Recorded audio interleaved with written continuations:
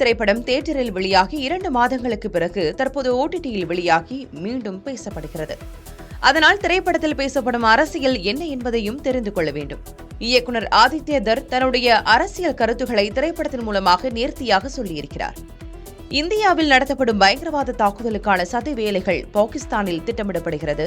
அதுபோன்ற பயங்கரவாத தாக்குதலை தடுப்பதற்கான பணிகளை மேற்கொள்ள இந்தியாவில் ஒரு உளவாளி பாகிஸ்தான் சென்று களமாடுவதுதான் திரைப்படத்தின் கதை. முதல் காட்சியிலிருந்தே காட்சிகள் அனைத்தையும் பிரம்மாண்டமாக பதிவு செய்து ரசிகர்களின் கவனத்தை ஈர்த்திருக்கிறார். ஒரு திரைப்படத்தில் கண்களுக்கு விருந்தளிக்கும் வகையில் காட்சிகளே பிரதானமாக இருக்க வேண்டும். வசனத்தை விட காட்சிகளின் ஆதிக்கமே அதிகமாக இருக்க வேண்டும். அதை நேர்த்தியாக செய்திருக்கிறார் இயக்குனர். ஹீரோவின் அறிமுகம், அவர் எதிர்கொள்ளும் சவால்கள், சமயோகித புத்தி ஆகியவை ரசிக்கும் வகையில் காட்சிப்படுத்தப்பட்டிருக்கிறது. அதன் வழியாக அவரது அரசியல் பார்வையையும் பதிவு செய்திருக்கிறார் இயக்குனர். பாகிஸ்தானிலிருந்து உத்தரப்பிரதேசத்தின் வழியாக சட்டவிரோத செயல்கள் நடைபெறுகின்றன.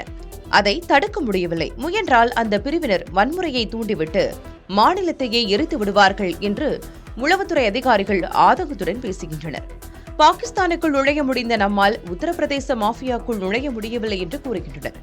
இந்த பிரச்சினைக்கு தீர்வு காணும் அரசு வரும் என்பதையும் பதிவு செய்திருக்கிறார் இயக்குனர் ஆதித்ய தர். பாகிஸ்தானிலேயே முழு கதையும் இருப்பது போன்று திரைப்படம் எடுக்கப்பட்டிருந்தாலும் படத்தில் யாரும் ஃபர்தா அணியவில்லை. கதையின் நாயகி மாடர்ன் டிரெஸ்லேயே இருப்பார்.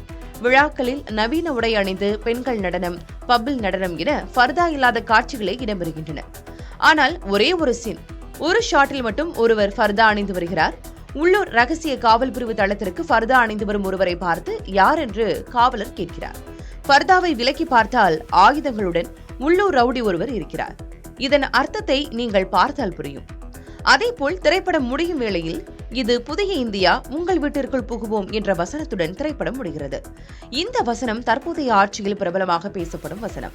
ஒரு இயக்குனரால் மிக நேர்த்தியாக திரைப்படத்தை எடுக்க முடியும் என்றால் தன்னுடைய கருத்துக்களை அதிகமான மக்களிடம் எளிதாக கொண்டு சேர்க்க முடியும் என்பதற்கு இந்த திரைப்படமும் உதாரணம்.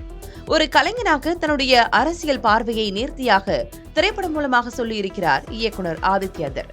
அதை ஆதரிப்பதும் விமர்சிப்பதும் மக்கள் கையில். அடுத்த மாதம் இந்த திரைப்படத்தின் 2வது பாகம் வெளியாகும் என அறிவிக்கப்பட்டிருக்கிறது. அதில் என்ன சொல்லப்பட்டிருக்கிறது என்பதை பார்க்கலாம்.